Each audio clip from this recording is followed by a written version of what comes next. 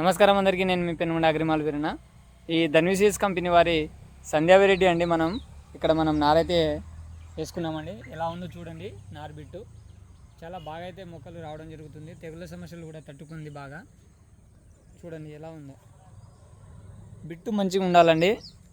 తెగుళ్ళ సమస్యలు కూడా తట్టుకునే విధంగా ఉండాలి. మనకు నారు మడి చేసేటప్పుడే కొంచెం జాగ్రత్త పడాలి. యూరియా ఎక్కువ వేయకండి. ఎందుకంటే నా అనుభవం ప్రకారంగా యూరియా చల్లుకున్న దగ్గర అయితే చాలా తక్కువగా ఇంతగానం రాలేదు. మనం యూరియా చల్లలేదండి. మంచి బిట్టు, కొత్త బిట్ అది. అయితే నారు అయితే చాలా బాగా వచ్చింది. ఇక్కడ ఫస్ట్ కార్బన్ శాతం ఉన్న ప్లేస్ మీరు ఎంచుకొని కార్బన్ అంటే తెలిసిందే మీకు, నల్లగా భూమి బలంగా ఉండాలి. అయితేనే మనకి మొక్క శాతం బాగా వస్తుంది. ఇది 20 రోజుల నారే అండి. ఇంకా 10 రోజుల్లో మనకి చేతికైతే వచ్చేస్తుంది. అంతా బాగా అయితే రావడం జరిగింది. ఇక్కడ మేము పోయినసారి మన గడ్డివాము వేసుకున్నామండి.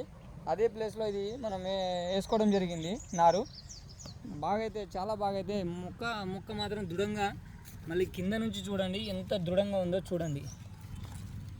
చాలా బాగా అయితే రావడం జరిగింది.